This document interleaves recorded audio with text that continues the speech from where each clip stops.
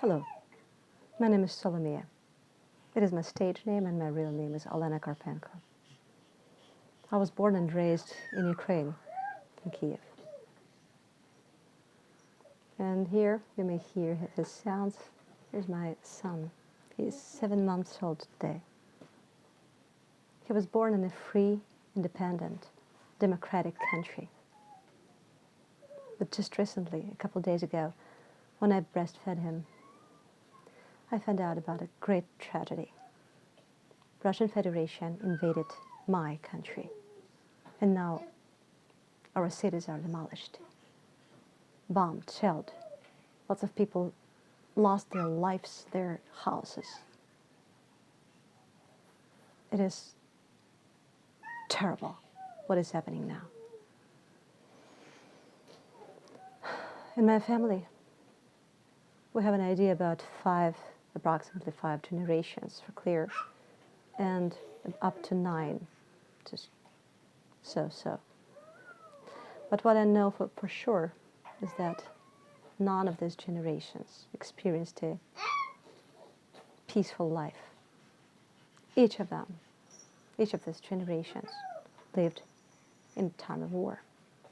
And unfortunately, my son is not an exception.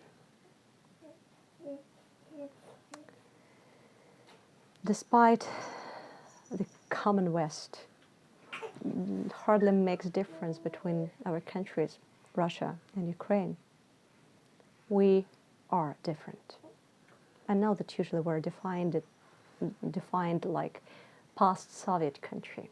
Of course we are, because we kind of were captured by the Soviet Union and we fed it for long. But Ukrainian and Russian cultures are different. Our languages are different. Our backgrounds are different. Like Belgians and French, like British and Irish.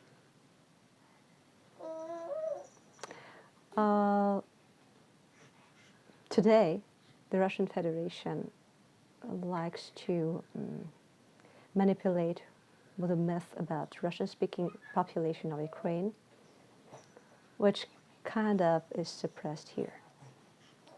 Where's the truth? The truth is, I was born in a Russian-speaking family. I graduated from the Russian school. I was raised in Russian culture, literature, art. But I was never suppressed. Never. After the independence, after the Revolution of Dignity, I actually switched to Ukrainian language in my common practice, because I consciously defined myself as being Ukrainian. All these terrible things which Russian Federation and personally its leader, Vladimir Putin, are doing right now, they're unacceptable. And there's no way I may relate to this. No one can and no one should. From my childhood, I used to listen to Radio Liberty, to BBC, which always were broadcasted in our family. And that's how I actually found out about a different reality. A reality which is different from what the Soviet Union built, brainwashed. And basically, this tradition is being followed by the Russian Federation right now.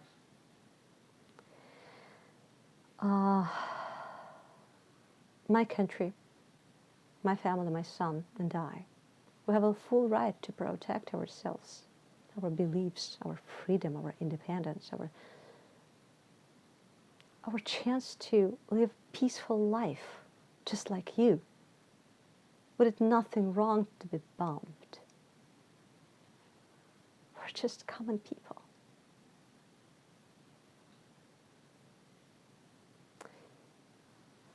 And we have a big European dream.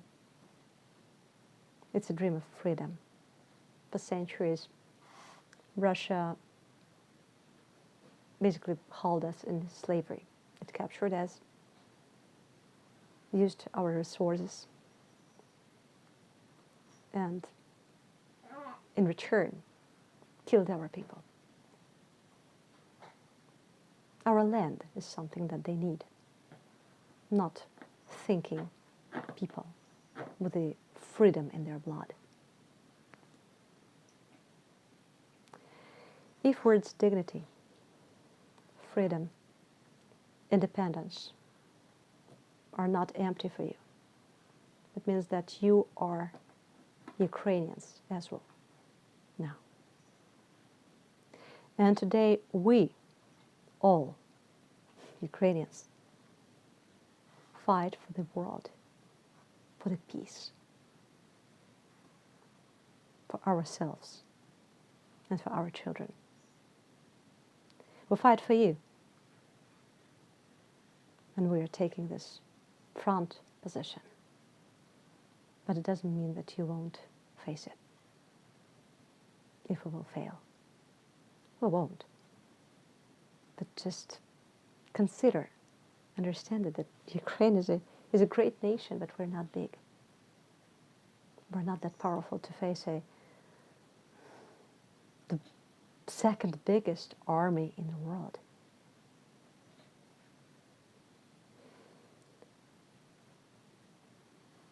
Now what is happening is that we're facing the Biaski Comet, if to use an analogy from the Don't Look Up movie. It comes our way. We're just closer to it than you. But it doesn't mean that it has no relation to the whole world. It'll hit all of us. Or we should stop it. This Biaski Comet has a name in reality, a different one. It is called Putin and his criminal regime.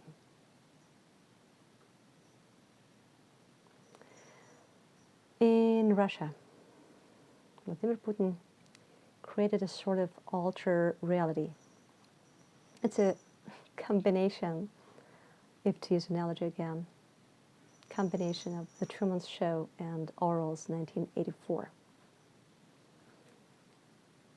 People of Russia, lots of them, praise him, love him, adore him, consider him to be a powerful leader of the world, as they previously praised Stalin and Ivan the Terrible.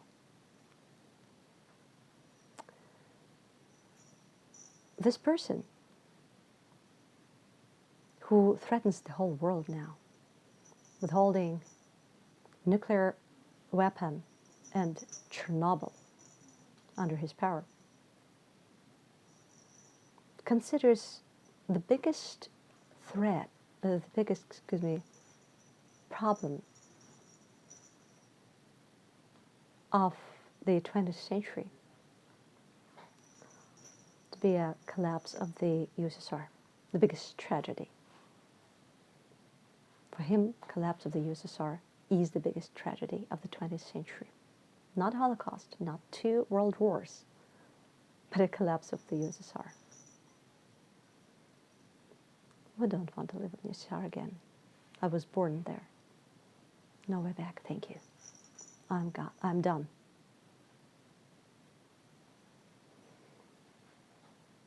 But people who live in Russia,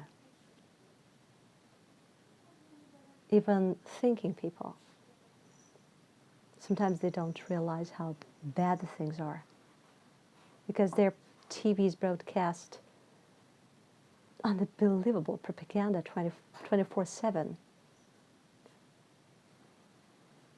And sometimes you're just speechless. You can't even oppose them, because the reality they live in, informational reality, is so unbelievably different. Unfortunately, this informational vacuum caused a big problem. Lots of people in Russia are not aware that soldiers that were sent to, as they think, they were sent to military trainings, actually found themselves in the territory of a different country, shelling cities, shooting civil people, bombing hospitals, kindergartens, orphanages, regular houses of regular people.